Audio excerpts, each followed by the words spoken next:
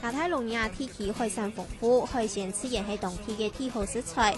海鮮飯拜也韓國係有名嘅料理之一。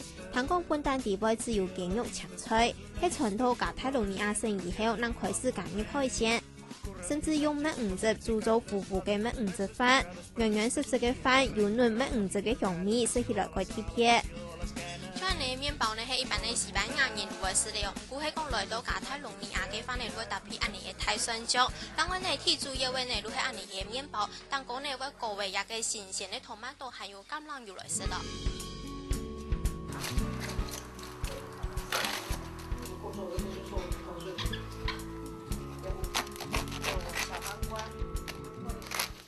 一種隨手加泰隆尼亞人體好嘅麵包食法，自然也變做為係提亞家改叫嘅客家鄉親，有田豐陸下嘅秘密料理。係一個西班牙麵包，沿路係做主食啊，主要的吃他們就是吃這個配菜呀、配什麼或者是早餐啊，他們一天都吃好幾種。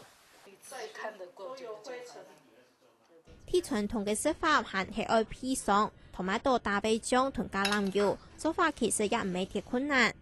토마토阿里做茶麵包烘阿里過濕一道嘅토마토啊，黑阿里塗的話比較沒有味道，這樣子比較吃得到番茄的味道。實咧吼，咁我都用手自己打一打阿里，調嘅阿里橄欖油。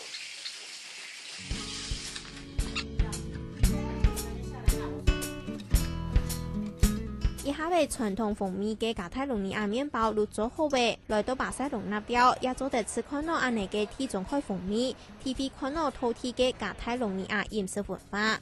客家新聞吳尚平在從送以我巴塞隆那報道。